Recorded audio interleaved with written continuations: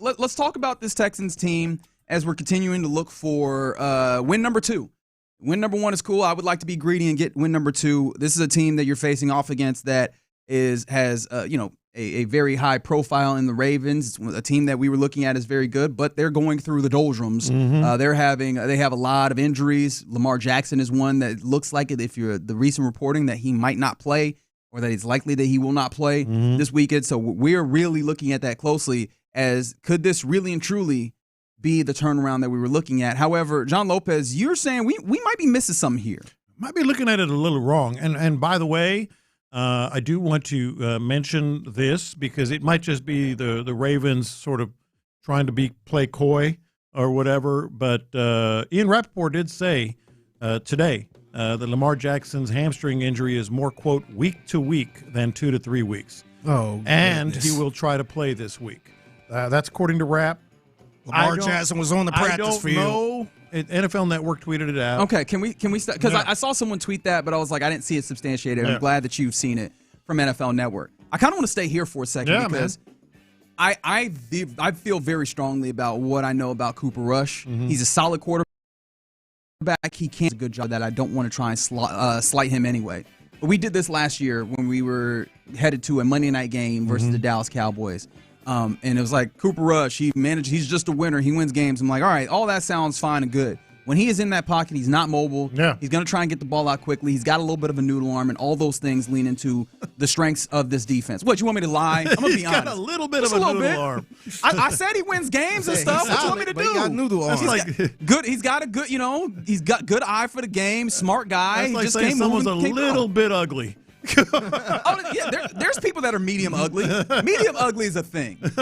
Medium ugly is absolutely a thing. Yeah. And when it comes to arms, his arm is medium ugly. But with that being the case, like that is clearly a big difference from Lamar Jackson, 100%. Right? We know that for sure. But is he even going to be that? And how long will he last? That's what I was going to ask. What is Lamar Jackson at? Let's say 65%, which it feels like just random number, but that would be my general guess on, okay, what does it look like if he plays? Right. Lamar Jackson is 65, 70%, especially with the way that he's had to run for his life this year because of the lack of protection that he's had. Let me tell you why I think the first report is more accurate in this case, because Rapp is awesome, than Ian Rappaport. Because I feel like Rapp, this says all the markings, my opinion, this has all the markings of a national reporter calling his source or sources with the Ravens saying, hey, this report just came out that Lamar Jackson is not going to play Sunday. What are you hearing? What do you know? And the Ravens play coy and make the Texans think a little bit, saying, oh, no. He's week to week. He's going to try to play this week. Those are very different game plans that you and look, right. I know D'Amico talked about it. I still believe the first report. I do as well. But D'Amico talked about it week 1, right? Because we were going into the Matt Stafford of it all, right? At the back and all these things. And D'Amico's like, look, we're going to prepare for any possibilities if somebody has a possibility of playing. Yeah. Right? We're not going to just write this off. And so I imagine that they will, but this is a big difference when you're game planning for Cooper Rush compared to Lamar Jackson. It honestly makes you think he's a noodle arm for God's sake. That ain't even the same style. Though. I know. I heard Clint talking about it yesterday. That's a totally different type of offense, right? It does make you think why they decided to go with that as the backup quarterback with could have been Shedeur. Well, that was Shedor's fault. I think that's a totally different backup, too. Yeah. That is fair as well. But yeah, like in the years past, they had Snoop Huntley, who I felt like he was no Lamar Jackson, but they kind of had a similar style. Didn't have to change the offense as much. Yeah. So, and I don't know. Well, yeah, you definitely have to change the offense a little bit, at least in the running facet of it with Cooper Rush. But yeah, that's the thing I think about is how much stress does that then bring on the Texans in having to balance those two game plans simultaneously and trying to figure out how you handle this. I'm sure that might be some of the reason why you bringing your media background, your reporting background, why it might be in the Ravens' favor to try and kind of, he's going to give it a go. Because Rapp Rap has the Ravens like, let's just tell him it's week to week, and he might play this. It seemed like that's kind of the Ravens' MO too, because even when Lamar got hurt in the game, yes, you didn't even hear it. People were like, he brought he took himself out of the game. What? No, people started saying they thought he was benched. Yeah, and it wasn't till later where they said, "Oh, it's a hamstring." So it seemed like the Ravens kind of roll a little different when it comes to how they get those injuries out. But that does tie in directly with what I was asking you guys in this segment. You know, we could be looking at this whole thing a little wrong, to be honest. We're sitting here going, man, if the offense can do this, if they can replicate what they did in the fourth quarter, if the offense is just, serviceable, if they can score 24 points, 26 points like they did this past Sunday, we're good. And I'm like, yes, we've talked enough about the offense. We've talked a lot about the offense. Yes, we won it. I don't know how much they really need it. I really don't know how much. I mean, yes, you want offense. Whoa! Well, let me give you. Try to repeat that. Yeah, I need to hear that one more time myself. We want the offense to be better consistently, like they were in the Houston Texans. Texans. We want that. What I'm saying is, if they're not marginally better for 4 quarters, I don't know how much they really need it. And I'm talking about like 4, 5, 6, the next 4, 5, or 6 games. Let me explain. The Texans face, I think, a backup quarterback on Sunday. They follow that with Sam Darnold. Whatever your thoughts are of Sam Darnold, it's Sam Darnold. They follow that up, Purdy and the Niners, who has a foot injury, and is limited. And for whatever, and didn't practice yesterday. He didn't, and last week because they have a Thursday night game. He looks pretty bad, but I mean, again, we're multiple weeks out where that can change easily. And again, but I'm just saying, look at the quarterback. Then Ben Bo Nix. I got a lot of respect for him, but he hadn't been playing that great. Then Trevor Lawrence and Cam Ward. That's the next 6 games of quarterbacks. This defense, if they just continue to do what they're doing, here's D'Amico Ryans talking about we're close, et cetera, and we know that got a lot of run. If this defense just continues to be what it is, it reminds me a lot of the 2011 Texans. And let me explain. That was a season in which the offense was good, but the defense really carried the weight. Linebackers were Brian Cushing and D'Amico Ryans. We know that. Defensive line, J.J. Watt, Antonio Smith, and Sean Cody. They were 4th in total defense, 4th in scoring defense, 6th in sacks, 1st in quarterback hits, and we're really kind of middle of the pack in turnovers. This year's defense, 1st in total defense, 1st in scoring defense, 9th in quarterback hits, 2nd in completion percentage, 3rd in opposing quarterback rating. What I'm saying is the formula that they were close with might just win, especially during this next 6-game stretch, no matter how much better your offense is. It seemed like that's the type of offense they want to play, the type of game they want to play. Exactly. And by the way, D'Amico played then, coaching now.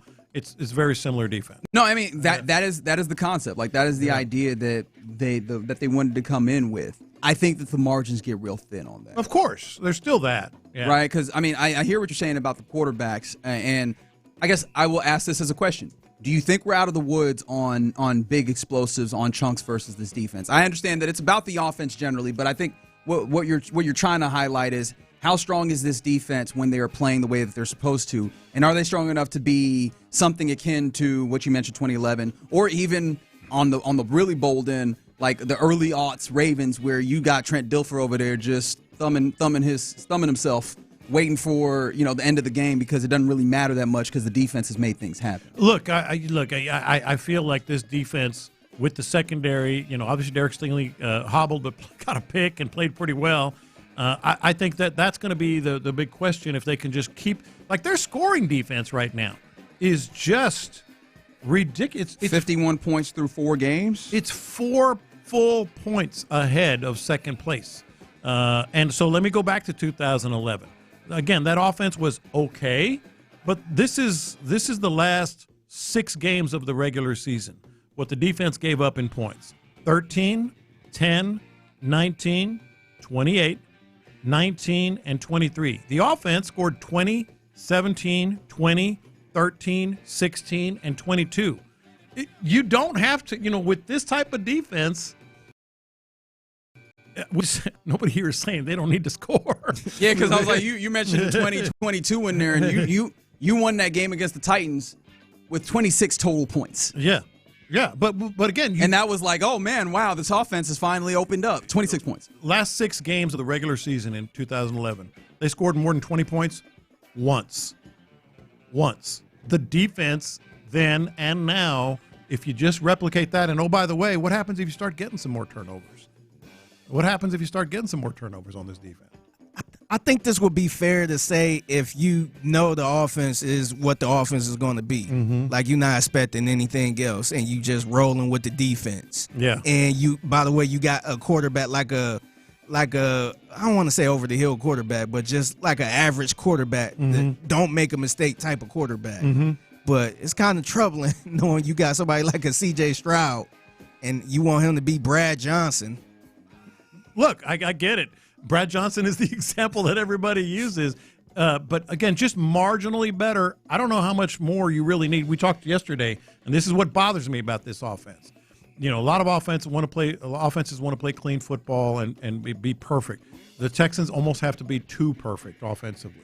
And I think D'Amico is kind of channeling that. You know, he's like, as long as we have this defense, you know, we can get by with 20 to 26 points. Yeah, and I hear what you're saying. I think that you're right to some degree. Like, hey, this is the formula, and the defense looks a lot more capable of doing that, especially if there aren't these big plays. You're asking. I mean, I think you're still in a place where, even though I feel like C.J. Stroud has gotten his arms a little bit more around what this offense is and what he's being asked of, I think that Figgy is right that I can't depend that that's absolutely going to happen and that they're going to be perfect on all these things, especially against different competition. So I don't know that I can place it on just, all right, now this is what the offense is, and that means that this will turn it around. But if you can get that consistently, that is the formula that they wanted. It's a tough formula to replicate, and I think that's the issue that both of us have with the way that they've decided to go about it. But if they can, sure, that could be the turnaround, and that's what makes it viable. Is that the defense looks like they're going to be stifled. It was just interesting when I said, all right, what is the best defense they've had? It was that one, and I started thinking, boy, that sure does look a lot like this one. And that team went. Again, not exactly the best record, but they went 10-6, won a playoff game, and we want more than that. But I think that's what they're looking at. That's what they're looking for. Sure, but then also how little or how slim is the margin? Because let's say the offense it looks exactly the same, but the scoring happens later. Like if you are having if you're punting the football and allowing the other team to. Are you going to be able to pitch a shutout every game? No, and that I think all of us agree on that too. It's too, the margins are thin everywhere, a little too thin here, but that's what they're looking at. That might be the formula, especially these next 6 games when you're not facing a murderer's row of quarterbacks. There's no Matt Stafford out there, you know. I guess you're probably right in that regard. Presuming Lamar Jackson isn't playing because you went Lamar, you went Sam Darnold. Purdy, you mentioned Bo Nix, Trevor Lawrence, and Cam Ward. Trevor Lawrence.